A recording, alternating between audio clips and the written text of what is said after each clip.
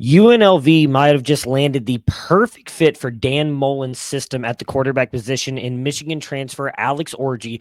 What does this mean for the 2025 Rebels? We'll talk about it right after this.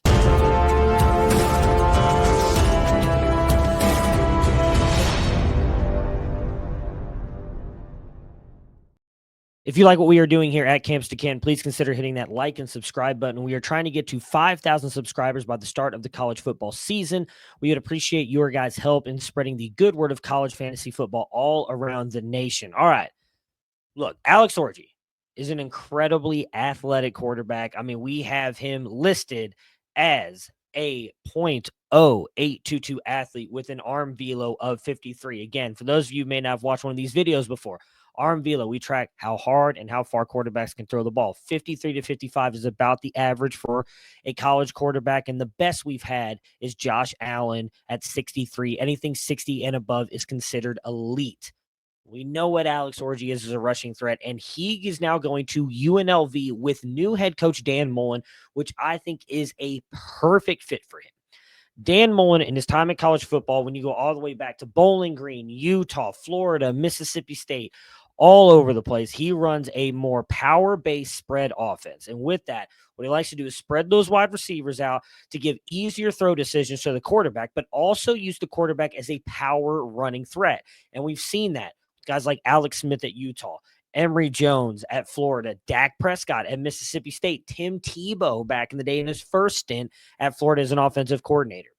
He knows how to get these quarterbacks to do things running the ball. And now he brings in, again, a big quarterback in Alex Orji, who at Michigan over the past couple years has rushed for 392 yards. Now, granted, most of that did come in his last year in 2024 with 269 of that.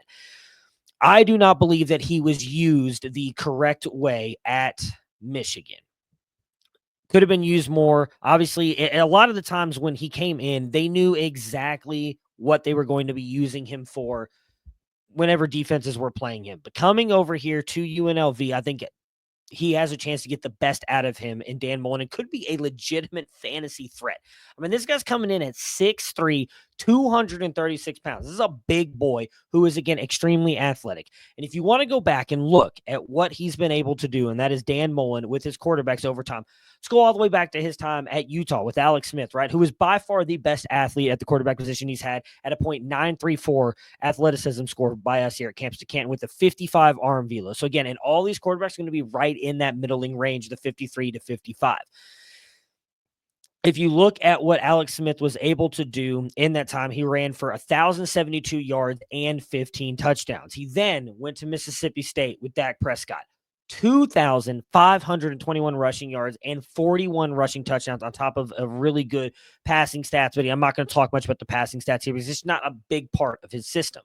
Then you go to 2006 or 2008 at Florida, where for the most part, yes, they did have Felipe Franks there, but it was the Tim Tebow show when it came to rushing. 2,037 rushing yards, 43 rushing touchdowns.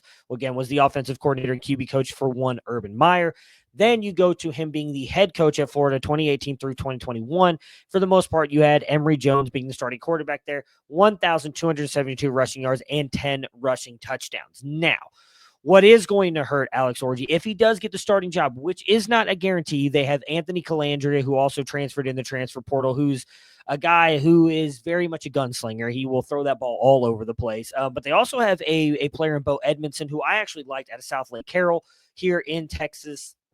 Was very impressive to me in the Elite 11 just a couple of years ago in the at Texas, the regional Elite 11, I thought was very impressive. He's a guy that I starred in my notes and have kind of been watching, who I think could be really good for UNLV as well.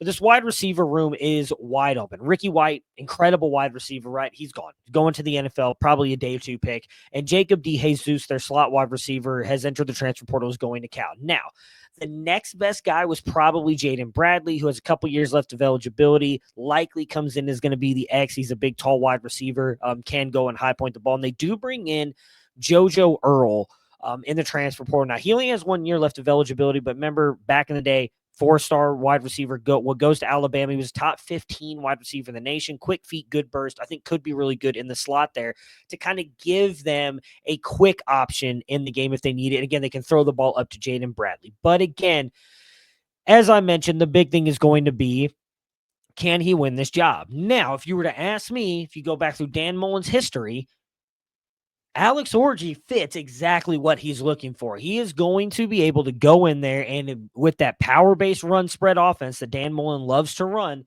he is going to scheme things open and allow Alex Orji to just run all over the place. And I think if he does that, I think he has a chance to be an incredible fantasy asset in 2025. Realistically, I don't see any reason why he's not a top 12 might be too much. A top 24 fantasy asset, again, with what we've seen from Dan Mullen. He just knows how to scheme these plays open and get the best out of his quarterbacks. And I think Alex Orji going there is the perfect spot for him. And maybe they'll use him in different ways like Michigan did. Maybe Anthony Calandria will be the guy for passing situations. Or again, Bo Edmondson. I just think Bo Edmondson's better than Anthony Calandria personally. Whether one of those guys is in there for passing the ball, and then maybe Alex Orji comes in for certain run plays, or if Alex Orji just gets a guy, I don't think this is a player you should drop at this moment because, again, he just lands in the dream spot for his athleticism and what he can do as a rushing threat, landing with a coach like Dan Mullen. But what do you guys think? Is it time to give up on the Alex Orji dream? Do we think the UNLV can win the Mountain West? Because I think they can. We had all these teams leave the Mountain West to go to the Pac-12. I think you should probably consider UNLV as the favorites right now, especially if Alex Orji can get going on the ground. Let me know what you guys think down in the comments, and we will talk to you guys again soon.